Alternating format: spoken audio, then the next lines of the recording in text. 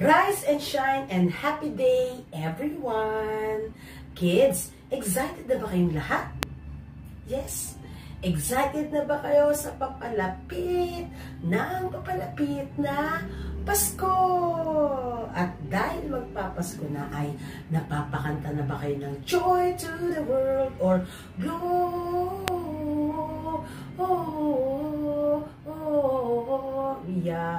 in excelsis Deo.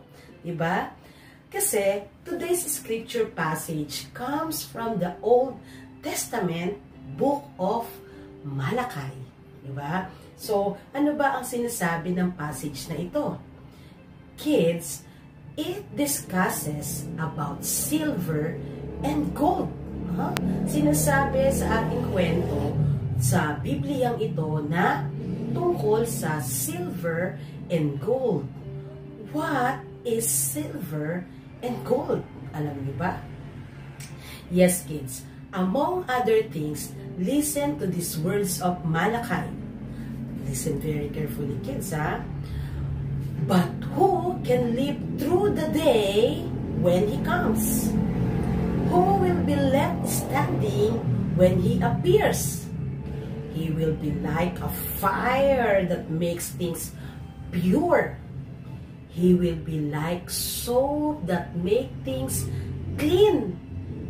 He will act like one who makes silver pure, and He will purify the Levites, just as gold and silver are purified with fire.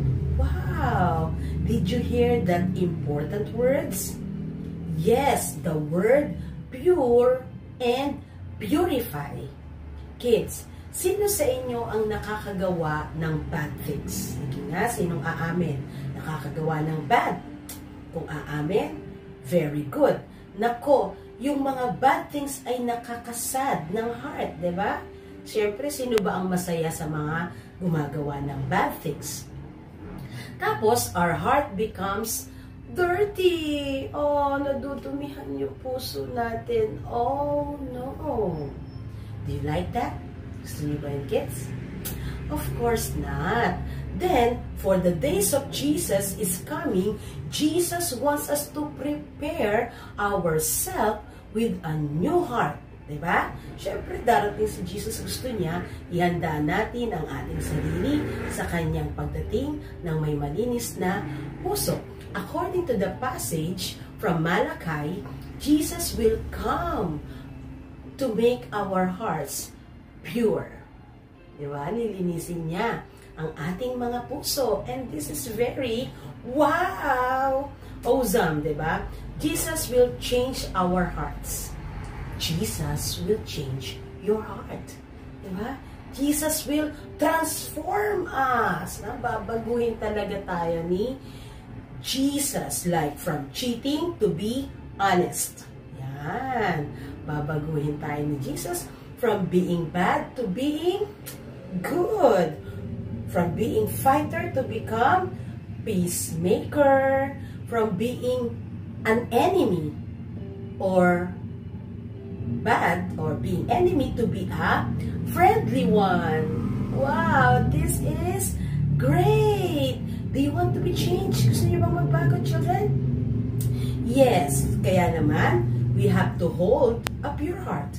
And this is how we holding a pure heart.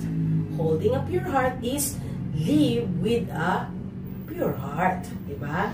Live with a pure heart. Mabuhay daw tayo ng may malinis na puso. And syempre, shine with holiness. Shine with holiness. Paano ba ito mangyayari? Alam nyo ba? Syempre, need ba natin ng soap and water para malinis tayo? Of course not, kids. Only Jesus can clean our hearts. Only Jesus can purify our hearts with the power of the Holy Spirit. Yan. So, children, ibig sabihin, hindi natin kailangan ng sabon, ng kahit ano para malinis ang ating puso. Ang kailangan natin, si Jesus na siyang maglilinis ng ating puso sa pamamagitan din ng Kanyang Holy Spirit. And Jesus will clean and make pure again the people who lead Israel. Only then, with all the people of God, lahat ng anak ng Diyos will shine with holiness and the love that Jesus gives them. Diba? So, pagka tayo ay may malinis ng puso, magliliwanag tayo, magsishine ang ating buhay dahil kay Jesus. When Jesus invites us to change and to start cleaning our hearts and our actions, our lives become different. Wow, bago ka na. Our lives become pure and we are ready to shine. That is a good of change. That is a good kind of change. Therefore, kids, the most acceptable offering to hold a pure heart, ang pinaka-best offering natin kay Jesus ay magbago ng puso. So, kids, live with a pure heart and shine with holiness every day.